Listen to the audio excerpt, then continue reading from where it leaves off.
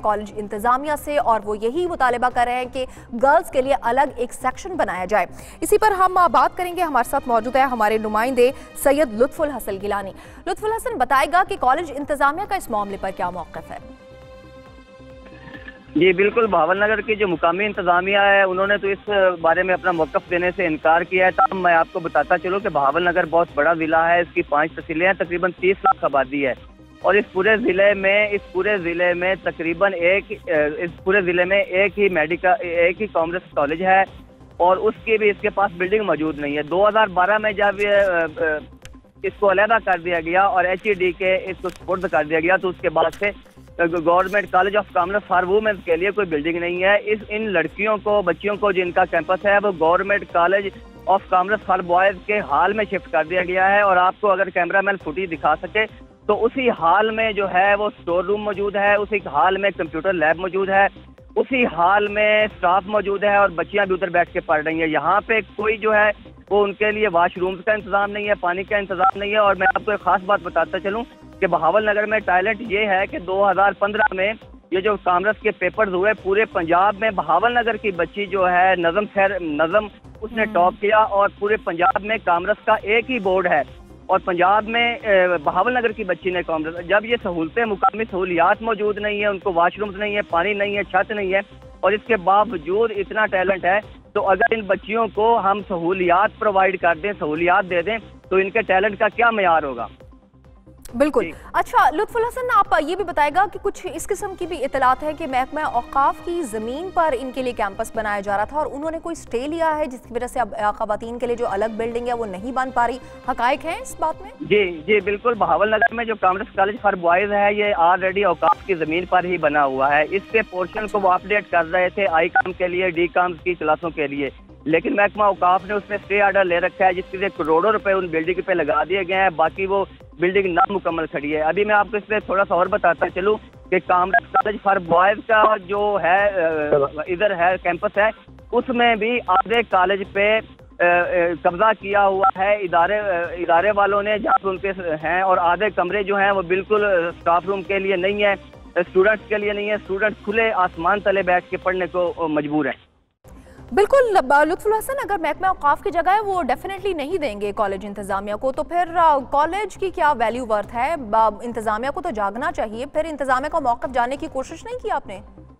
इस बारे में ये होता है कि महकमा एक दूसरे महकमे को NOC जारी कर देता है जिसके इवज वो उनको उनकी बिल्डिंग बनाने या ज़मीन इस्तेमाल करने की इजाज़त मिल जाती है, क्योंकि ये कॉमर्स कॉलेज बहावलनगर का जो कैंपस है जो ऑलरेडी। लुत्फुल हसन, आप हमारे साथ ही रहिए। इरफान कैसर शेख साबिक चेयरमैन टेफ्टा ने हमें ज्वाइन किया। बहुत शुक्रिया आपने प्रोग्राम के लिए वक्त दिया। हम बहावलनगर गर्ल्स कॉलेज का मुतालिबा आपके सामने रखते हैं। यहाँ पर कॉमर्स की बिल्डिंग है बॉयज़ कॉलेज की और ख़वातीन को भी यहीं पर ही एक कमरे में पढ़ाया जा रहा है और ना उनके लिए वॉशरूम की कोई सहूलत है, ना साफ पानी की। पेरेंट्स अलग परेशान है और ये भी खबर आ रही है कि महकमा औकाफ की जगह पर ये कॉमर्स कॉलेज बना हुआ है। तो क्या किया जाएगा तालिबात के लिए, क्योंकि होनहार तलबा हैं, तालीम हासिल करना इनका हक है। जी आप वजह फरमा रही हैं, ये हमारे दौर में भी ये इशू रेज हुआ। हमने जो आसपास, क्योंकि होता ये था कि जब भी कोई इस तरह का इशू होता था कि अगर हमने देखा कि जहाँ पे भी बॉयज़ और एक ही कॉलेज में पढ़ते थे तो हम अपना वहाँ के जो लोकल एडमिनिस्ट्रेशन DCO को या कमिश्नर से डिस्कस करते थे। कोई अगर किसी और डिपार्टमेंट की ज़मीन होती थी, हायर एजुकेशन की या आप कह लें कि जी मिनिस्ट्री ऑफ एजुकेशन के कोई स्कूल खाली होते थे तो हम उस क्लासेस शिफ्ट करते थे ताकि उनको, बच्चों को और बच्चियों को प्रॉपर सहूलत भी मिले और प्रॉपर उनको एजुकेशन भी हम दें। तो मैं समझता हूँ कि यही एक प्रॉपर हल है। और अब चूँकि अब तो तकरीबन 8 माह हो गए मैं टेफ्टा का चेयरमैन नहीं हूँ, तो मैं समझता हूँ कि लोकल जो मैनेजमेंट है टेफ्टा की, उनको यही करना चाहिए कि उनको मिनिस्ट्री ऑफ एजुकेशन से जो एजुकेशन के स्कूल्स हैं उनको अलग अलग करना चाहिए। बिल्कुल आपकी बात ठीक है कि जो बच्चे और बच्चियाँ अगर एक ही क्लास में हैं और दूसरी फैसिलिटी नहीं है, वहाँ वॉशरूम की फैसिलिटी नहीं है, तो डेफिनेटली ये उनके पेरेंट्स के लिए भी बिल्कुल ये अनफॉर्चुनेट सिचुएशन है। इरफान कैसर साहब, अब ये हमारे नुमाइंदे ने हमें बताया है कि महकमा औकाफ की ज़मीन पर ही ये कॉलेज बना हुआ है।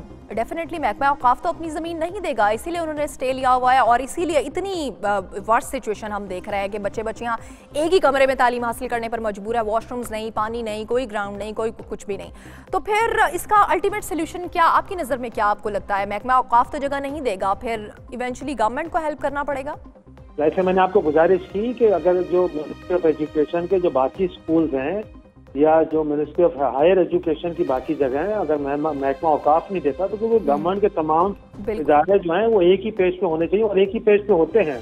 किसी को भी जरूरत पड़ती है तो वहाँ की लोकल जो DCO हैं, इंतजामिया हैं, तो वो हंगामी बुनियाद पर जगह अरेंज करते हैं। और मैं बिल्कुल आपकी इस मौक़िफ़ की तायद करता हूँ कि एक ही कमरे में और एक ही स्कूल में जहाँ पे कोई बाथरूम या वॉशरूम की भी सहूलत ना हो और बच्चे और बच्चियों को बिल्कुल पढ़ाना हरगिज़ अच्छा नहीं है।